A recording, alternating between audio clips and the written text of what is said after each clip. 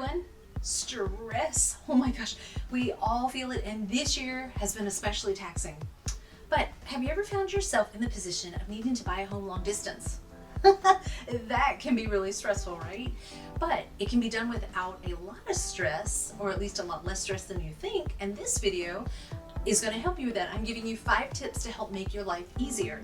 Hey there, I'm Dana Weis with eXp Realty and the Brevard County Life. So tip number 1, do your research, especially if you're moving to an area where you've never been before. So for instance, here in Brevard County, we have all different types of areas, which actually is a previous video I did, but it stretches from the east, from Mims on the east coast of Florida down to Mico, and each area is a little different.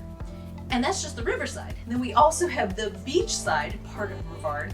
So for instance, you have to know if you want something more beachside or something a little more inland. Where do you want to live based on what's important to you? Do you want to be where the good schools are, for instance? Or do you want to have a good commute distance in the morning, or a short commute distance in the morning?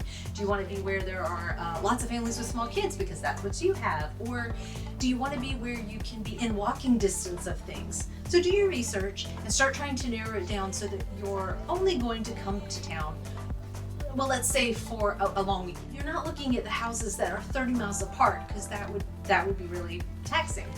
What we're trying to do is narrow it down and make the most of your time when you come to town for your house hunting trip.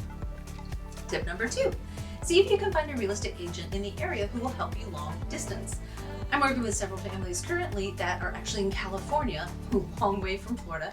And my favorite thing to do for those families, or anybody who asks me, of course, is just to go onto the house anyway, go to the property, the ones that they like but can't get to, send them videos so that they can watch them or rewatch them from wherever they live now. It just helps give them an idea. Do I like this area, this neighborhood, this house? Do I want to see this house when I come into town for my trip, or does it not meet my needs at all and I can cross it off the list? Tip number 3 is narrow it down. Maybe you've identified 2 or 3 towns where you want to consider living, and you've been looking at a bunch of houses online and you've narrowed it down. If you're only coming to town for just a couple of days, seeing 30 houses just isn't going to be realistic.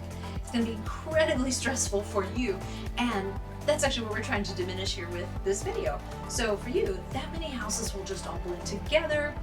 You're not going to be able to remember them all, which one had the really great kitchen or the lanai. You just can't remember. So really try to narrow it down so you're going to see a reasonable number of houses when you're here in town. Tip number 4 is to know your market. Rely on the real estate agent who's helping you if it's a buyer's market there or a seller's market there. And that's going to help you craft a strong offer that has a better likelihood of being accepted. If there are 100 houses for sale, but only 50 buyers shopping, then it's a buyer's market. But if there are 50 houses out there and 100 buyers shopping, then it's a seller's market. And you need to know what kind of activity is going on in your market so that you know how to craft the strongest offer that gets accepted the first time around. Believe it or not, depending on the market determines whether you should ask for certain items or whether you should offer less than full price or more than full price. Okay. Tip number 5, do your inspections. You came to town, you found the right house, you wrote the offer, yay, it was accepted, and now you've gone home. Do your inspections anyway. Your real estate agent can attend those inspections on your behalf. It's really important you don't skip on the inspections if you're not personally going to be there to be looking at everything in the house. Check it all out yourself. And last but not least is a bonus tip, the actual closing. How are you going to do it? Are you going to close out of state, or are you going to fly back to physically sign the documents? I highly recommend you fly back, and here's why. So let's say, for instance, that you live in Nebraska and you're going to sign all of your loan documents in Nebraska. You may have to sign at a local title company, the local attorney's office, and get all that paperwork done there. Then they have to turn around and FedEx it to back here, and then the closing attorney gets it and says, oops, you missed a signature on page 5.